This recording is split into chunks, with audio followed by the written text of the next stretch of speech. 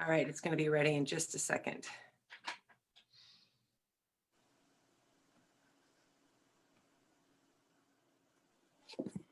I'm sorry you have the flu.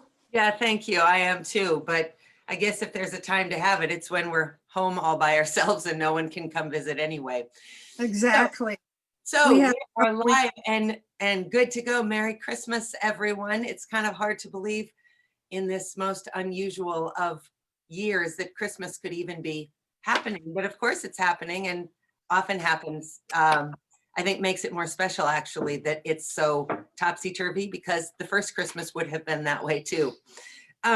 We are delighted to be joined by Delaine Shay, a woman who we only know because she came across Daily Dose and reached out to us. And she's written this really remarkable autobiography called And Then We Laughed. Delaine, you are our first author that we've spoken to. Awesome. Yeah, so thank you for joining us on Christmas Eve to talk about this book. That also felt appropriate because so much of your book is centered around your faith and how that is really the piece that you lean on to, Yes. to navigate life. Yes. Including addiction, but certainly addiction is not all of your story. Wow. I don't want to give the book away because I want people to read it, but suffice it to say, Delaine, I feel like you've had more than your fair share of trauma in life. And you really write about it beautifully and in a way that isn't about, why me or feel sorry for me, but just sort of laying it out as I'm looking back and this has been my journey. So can you talk a little bit about how you did that? Because I would think that certainly through some of these periods of your life, you had to have wondered, why me? How much more can I take? Oh, yeah. Even today, I have times like this. Yeah. And, but before recovery, I used the word frustrated so often. I was so frustrated with life because there was an element of, what have I done? Yeah. And I did make a lot of mistakes. I take responsibility for those, but it was overwhelming in my childhood do you want me to tell you a little about that? You can tell anything that you want, Delaine. Okay, well, I can talk a lot, so you'll have to just Hey, give us the 3-minute version, Delaine. Well, when I was just about 3, my only brother, who was 4, was killed under the wheels of a grain truck driven by my father. And we lived across the street, across the dirt road from this elevator. And 2 weeks later, my mom had to have emergency surgery. And then we had a house fire in the middle of the night, some floods where we had to evacuate. And then my 16-year-old uncle, who is just 6 years older than me, was hit by a drunk driver. Tommy was coming home from church. He was going to get grandma and grandpa, and this guy had been drinking all night and hit him. And ironically, when I was a teenager, I started to dabble in drinking. I had no idea that I had a low-grade depression. Yeah. That was always there because I had this enormous amount of energy and I did dangerous things, climbed on roofs of buildings, and there was an elevator being built across the road from us. And my sister and I and a couple of other kids would get on that platform and use a rope and pull ourselves up to a great height. And now I'm scared silly of heights. But, we just had that adrenaline always going and didn't know what to do with it. But my parents, also were kind of high adrenaline. How couldn't they be? But they knew how to laugh in between those things, they knew how to laugh.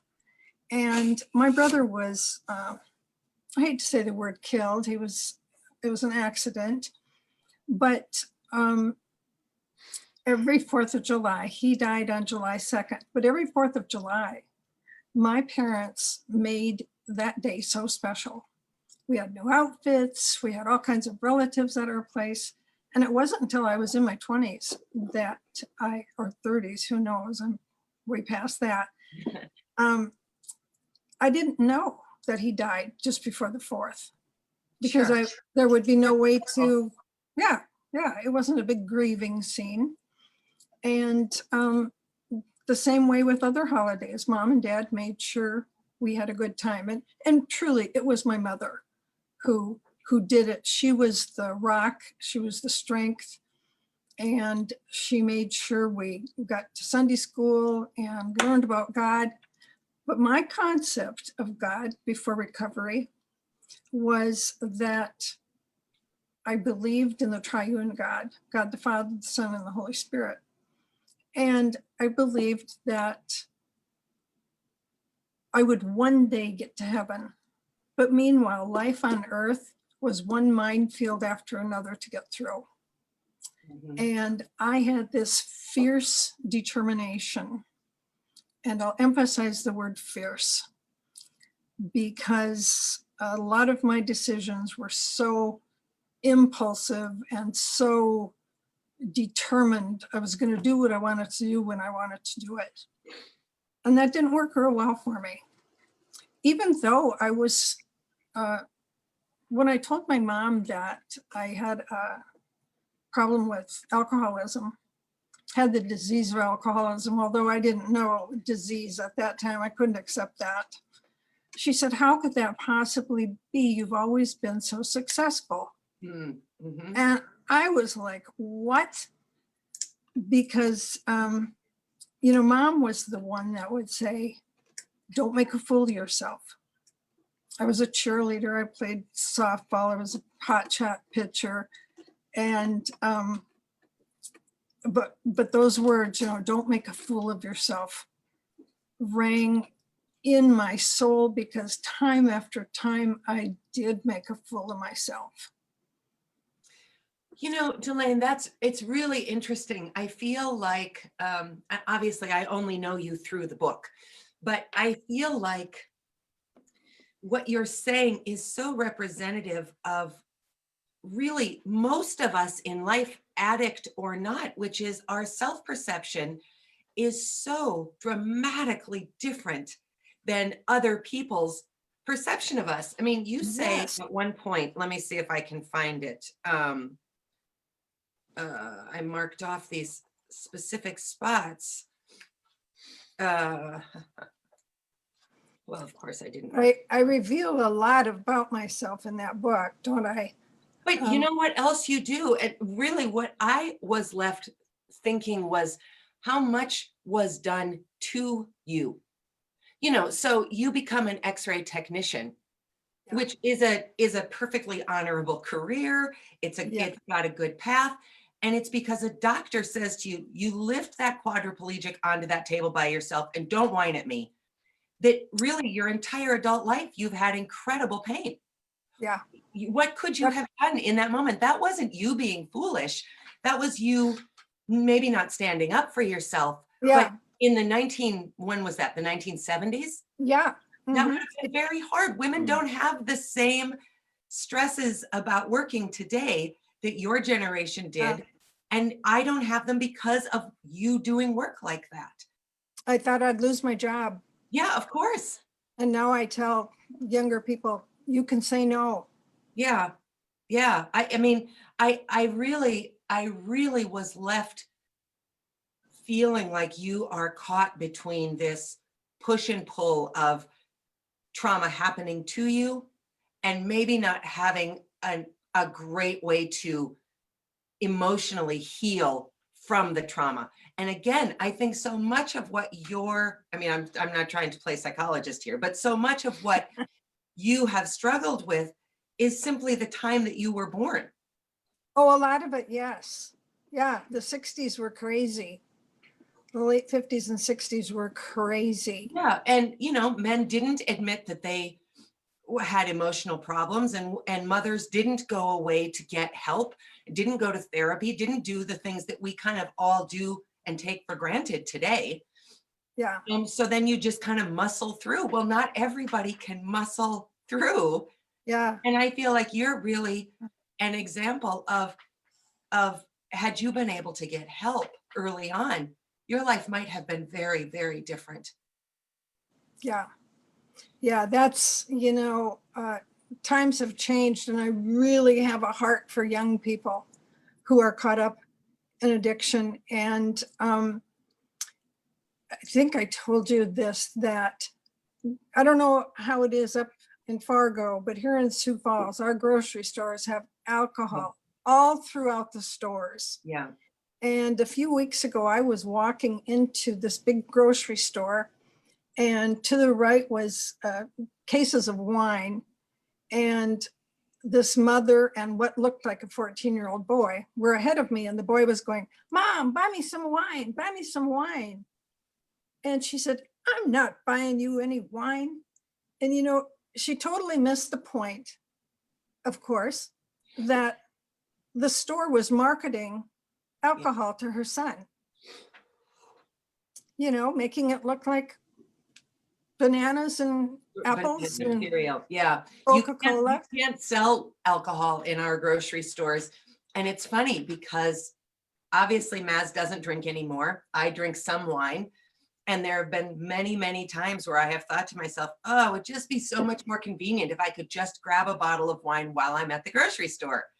So I get the convenience, Yes. but I also, now that I live with a person in recovery, Yeah. have a lot of appreciation that I know I can send him to the grocery store and he's not going to be tempted by something. It's Yeah. funny you bring it up, because one of the first things I noticed when I got sober is alcohol is everywhere. Yes. And I never noticed it. Like, we went to a street fair once we have an annual street fair in Fargo in the summer, and we went to it when I was first sober. And I'd actually forgotten how many places, because they all moved into the street, how many places downtown Fargo sell alcohol, because suddenly I was surrounded by it. Yeah. It's very eye-opening. And, in our grocery store, they have taste testing. Is that what you call it? Really? Yeah. Oh, yeah. I had a friend slip because of that. She thought, well, what the heck, just a tiny sip. Yeah. That's hard It's to hear. insane. Yeah. I've talked to the managers of the store, and they said that their corporate office demands placement in so many spots. Well, of course. I mean, the dollar at the end of the day controls everything, for good or for bad. I want to read this paragraph because I was really struck by it. You say, drinking was the culmination of my childhood years marked by tragedy and death. I thought drinking helped me cope with the pain and confusion of a world that seemed destined to hurt me. I decided to take the first drink, and then alcohol decided for me. I wanted to be free of all the burdens, but instead I entered a bondage with alcohol. My belief that I could control my drinking was insane. Each time after drinking, I'd promise myself that the next day I'd do better and not drink. But then the next day I did it again. Yes. So one of the things that I have really learned in this journey with Maz, and particularly in our conversations with other people, is that alcohol is not the problem, it's a symptom. So for those of us who don't have a problem with alcohol, it's easy to look at addicts and say, well, just stop. Yes. It's mostly not possible. Right. And B, as I keep saying, take out the word alcohol and fill in the blank. So I could say, I have this kind of running joke that Special K bars are kind of my alcohol, and that I cannot have them in the house because I would eat a pan of Special K bars. So I could say Special K bars were the culmination of my childhood years by tragedy and death. Not that my childhood was anywhere near yours. I thought Special K bars helped me cope with the pain and confusion, on and on and on. Instead, each time after eating Special K bars, I promised myself that the next day I'd do better and not eat more Special K bars. But then the next day I did it again. I think what's so eye-opening about people in sobriety coming on and talking about their journey, and Maz too, is that we are all on some kind of journey where something is tripping us up.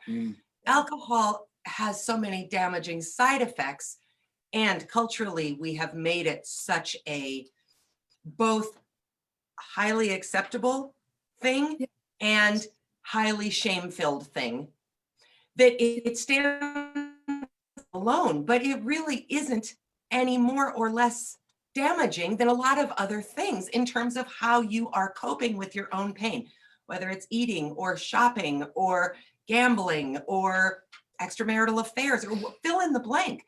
They are all at their core, I think, a start to fill some hole, and then they start to take control of you. Yes, and I also believe that the disease of alcoholism, my brain processes alcohol differently than yours does. Do you agree with And that? Yeah. Yeah. what'd you say? I asked Maz if he agreed with that, and he does. Yeah. Yeah, because my brain says, I want more. And well, you know, you said about Special K bars, it does the same thing, but it doesn't do the horrendous damage that alcohol does to not just the person, but to family, friends, somebody driving down the road loaded. That is true. Yes. Yeah. The 14-year-old walking into the grocery store, his family, his mom mad at him because he wanted wine, and Yeah. yeah, that just will I stick feel with like me. that's another chapter for you to work on, Delaine, for the next book, because it's such a powerful image. And you know, when you're young like that, you want to be grown up. Like I Yeah. remember being little and they made candy cigarettes, you know, and Yes. those felt so naughty and fun. Cool. Yeah. Well, what a damaging start to a child's life of welcome to adulthood. Let's get you started as soon as possible. Yeah. And my family thought, you know, that it was kind of it would be a passing thing. Yeah. You know, all kids do it. Well, not really. Not all kids do it. But For me, Delaine, the most incredible thing you said in your book, and I had not heard anybody else say this, was that you actually didn't, as an adult, drink that much. That was not your problem. Your problem was it was consuming your mental space. actually, it was until I was 30. Okay. I got a divorce. We had drank like crazy. I was attracted to him because he drank like I did. He showed up at my parents' place on a Thanksgiving he opened the trunk and there was a case of beer and a bottle of I don't know, Jack Daniels or something. And I thought, hot damn, I like this guy. Yeah. And we got married, and it was not good for us. And then after I was divorced, I got in a bad fight with my mom on the phone. I was screamed at her because I was hungover, and that was not a normal thing for me.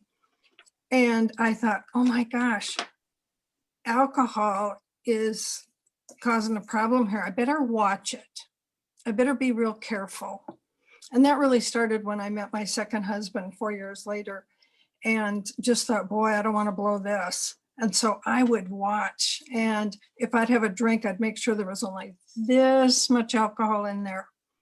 But I had no idea that the obsession was part of being an alcoholic. That obsession of thinking about it, of watching somebody else with a drink and thinking, why don't they drink that? My gosh, just drink the darn thing. Oh, that's so interesting, because that was not Maz's problem. No. Maz drank. Yeah, well, I didn't really, you know, for years I I knew when to stop, like, all the way through college. Yeah. And everything, I just knew that, no, I'm done. And I would not drink. And then just, I don't know why it flipped. I haven't been able to work out the moment I started to just drink. Yeah. A wise person once told me that if you don't know, you could drive yourself crazy trying to find out. So just accept that it happened and move on. You know, one important thing I learned early on in recovery was somebody said, God will reveal more when you are ready. Yeah. Mm, And, you know, those revelations come in the most surprising ways, yeah. where maybe I, you know, fall flat on my face about something. And then it's like, oh, that's what that was about. And there's a lesson there. Yeah. And so I think that's right. You know, my spiritual director would say, don't keep digging up the carrot to see how much it's grown. You know, just let it grow. Just let it grow. Yeah. So you said something in our email exchange that I would love to just explore a little bit as our last point. And that's this idea of writing about it and really working through some things. I mean, you are, this book does something I think really pretty spectacular in that you don't shy away from all of these very difficult things, but you also don't make me also join you digging up the carrot. Do you know what I mean? So you reveal enough that I invest in what has happened to you and I care about your outcome, but I also don't want to just put the book down and then be depressed the rest of the day, which you could have done. Yeah. So, And I used to. well, sure. I mean, I think that writers evolve over time. Yeah. Yeah. So how has writing played a role in your not just ability to continue on as this person in sobriety, but to make sense of these 70-ish years of your life? Yes.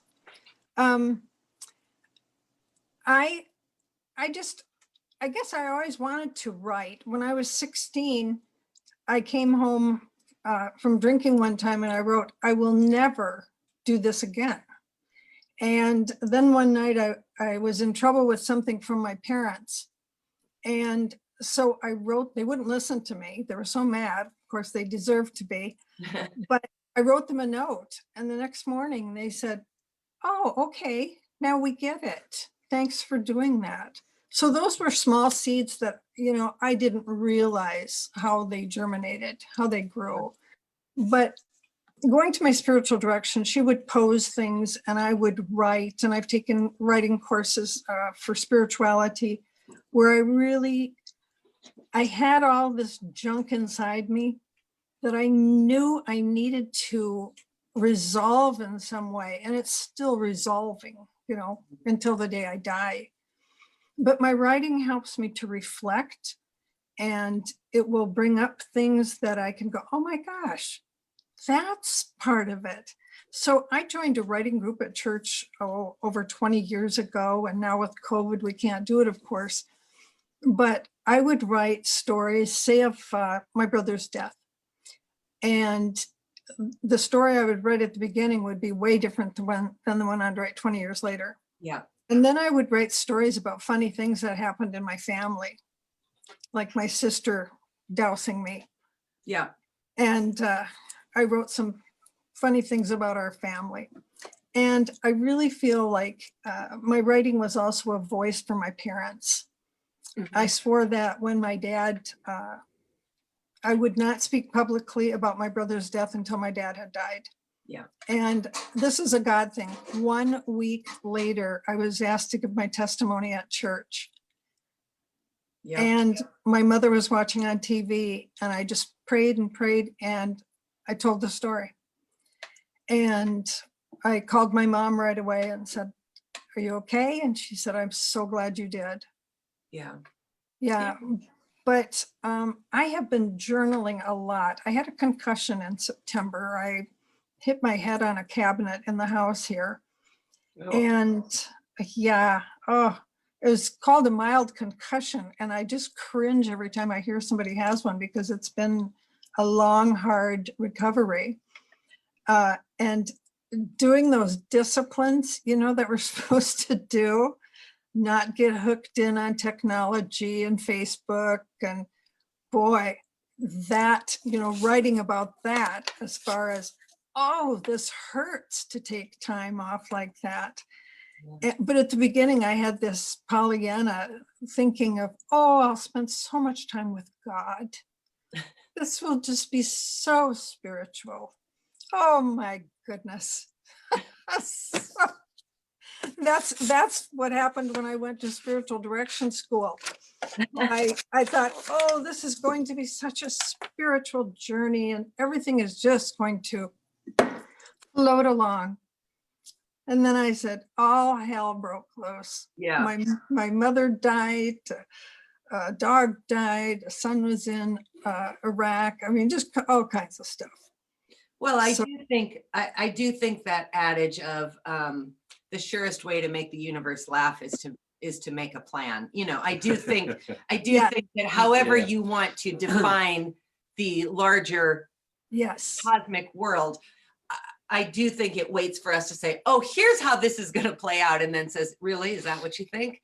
And then Yeah. kind of pulls the rug out from under us. I Yeah. have worked very hard in my life to stop using the word never, because the minute I say Yes. I will never fill in the blank, I can just stand back and Count wait on for it to happen. Yep. It's going to happen for sure. Yeah. Yeah. And I think that's also the universe just saying to me, oh, really? You think you're in control of this?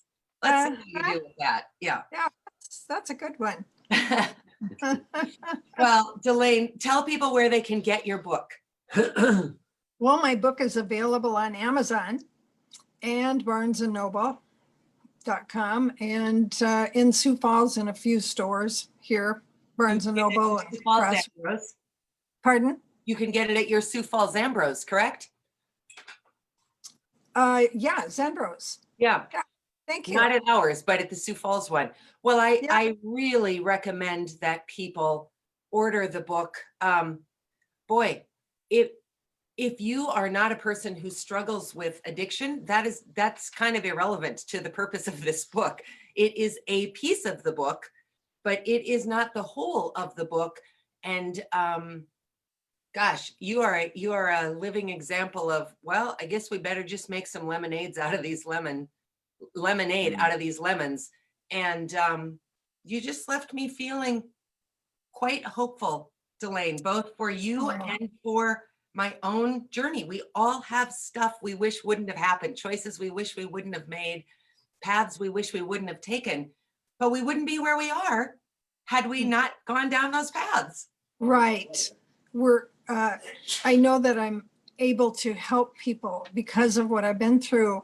Yes. And when I go out and speak somewhere, which has not happened with COVID, but hopefully that'll happen again, is people will come up to me afterwards and tell me sacred parts of their stories. Mhm. And it's just a gift that I didn't realize I was going to get. Yeah, Yeah. absolutely. Well, Merry Christmas, Delaine. Merry Thank Christmas, you so Delaine. much for joining Merry us this Thank you. morning. Yes, to you. I want to tell you too, your wedding picture, Yeah, I see the photographer was Tamra Weitz. yeah. She Is he a is, relative of yours? she's my cousin. No Wow. kidding. You know what? You really look like a Wheats. And I was going to ask you off air if that was true. That's amazing. Yeah, she may not remember me. Her dad is my first cousin. Well, I Wow. love Dave Wheats. It is a small world. Yes, it is. Oh, tell him hi. I will pass it through tomorrow. Absolutely. He said that he always thought my dad was the one that would go around and joke at family reunions or funerals or whatever, and that he decided he would take on that role. Oh, well, he absolutely took that role on. That is Good. Give him a big hug. For It's comic. Good. I will. And- Thank you. Thank you. And good for you both on recovery and all that you're doing. Thank you. Thank Thank you. Take care and we'll Take be in care. touch. Have a great holiday. Everybody else, Merry Christmas. We'll see you tomorrow morning at 8:30. Have a great Christmas Eve. Stay safe. Bye. Bye-bye. Bye. Bye.